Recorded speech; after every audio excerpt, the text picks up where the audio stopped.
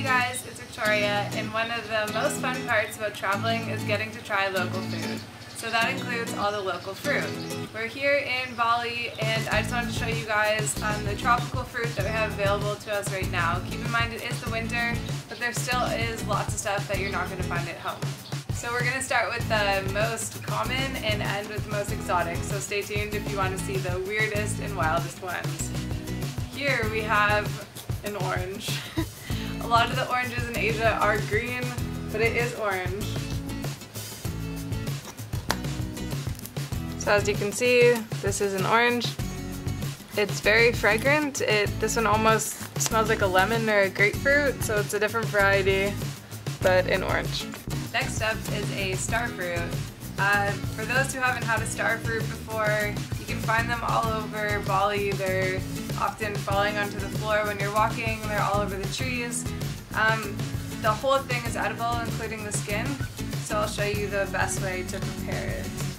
I like to cut the tough edges off as you go around. Then you just slice it and you keep that star shape that everyone likes. It is slightly sweet, slightly sour. Not really sure what it's similar to. So it's definitely worth trying. It's very interesting. Next up is this interesting looking guy. This is a dragon fruit. They're known all over the world with different names, but most commonly a dragon fruit. They come in two varieties. One of them is white with black spots, and one of them is bright pink, and there's really no way of knowing which one you have, so I guess we'll find out. The flavor can range from slightly bland to very sweet, depending just on the fruit. Ta-da. Okay, so we have a white one.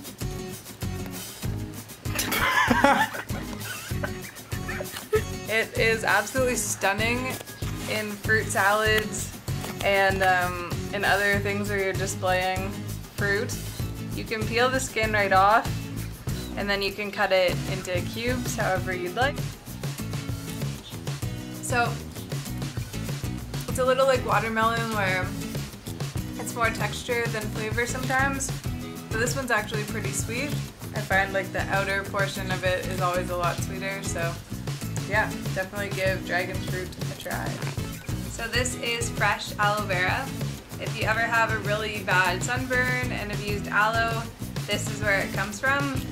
The inside of the gel is actually clear, and I like to put it in my smoothie. Good for internally cleansing your body, as it is like a gel, almost like chia pudding forms.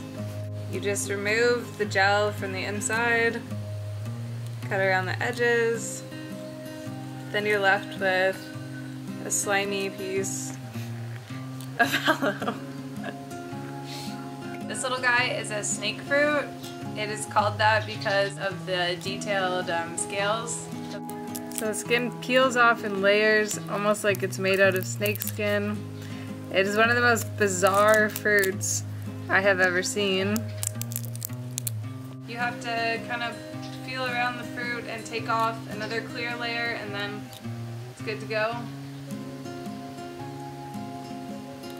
It has a acidic flavor, kind of similar to a pineapple and an apple, but it is fairly starchy, so it leaves a very strange kind of starchy flavor in your mouth. But the flavor is good. Next up is mangosteen. Mangosteen is known as the queen of fruits, and durian is the king. These are loved by everyone. They have a really, really great flavor, really subtle and sweet, and they're one of my favorites here. Mangosteen can be opened just between your two fingers, but I always find it easiest just to give it a little go with the knife, and then ta-da! You can guess how many edible pods will be inside your mangosteen by looking at the leaves on top, and judge its quality by the color. Inside a mangosteen there's two very big, or one big seed, a pod with a seed inside, so you want to get as many of the little sections as you can. Oh, they're so good. Next up is jackfruit. I don't have a full jackfruit to show you, but I think everyone knows what it looks like now. Big, huge, spiky fruit. These are the pods. These ones are pretty overly ripe, but this is a jackfruit pod. They range from being sweet to a little bit more dense, and they have a really nice flavor. I think everyone says it tastes kind of like juicy fruit gum or bubble gum, and that is pretty accurate. It really does taste like that. Okay, so what the heck is this cool thing? This is Rambutan. It is similar to like a lychee. They're like gooey little eyeballs, so it's obviously very hairy. The word in Indonesian for this fruit means hairy, which is pretty accurate. You just gotta dig your nails into it, and then looks like an alien in a spaceship. It's a really nice flavor, kind of hints of like a pineapple, but a lot more jelly.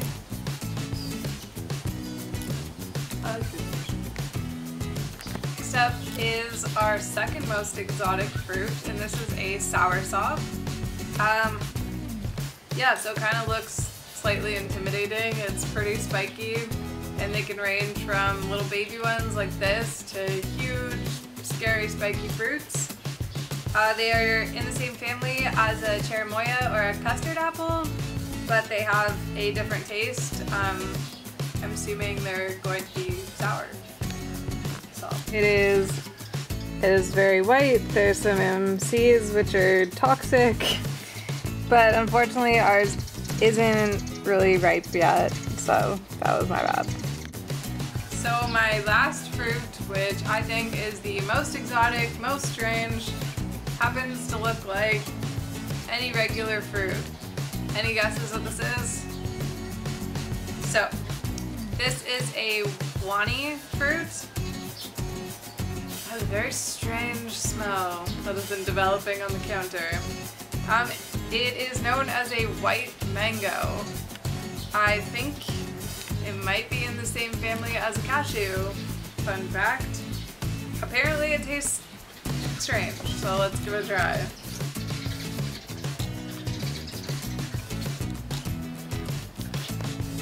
Oops.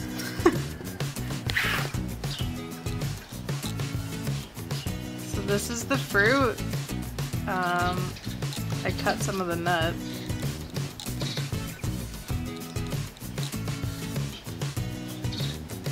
Guess we can taste it. Oh.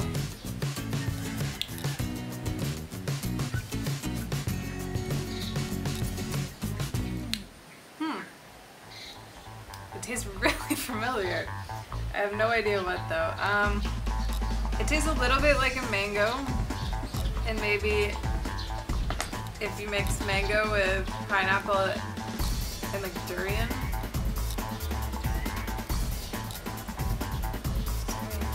And now you know. If you guys want to see more of our travel videos, check out the rest of my channel and check out our website at uprootingourlives.com for more information on where we are, where we're going, and some tips and tricks for vegan travel. Bye.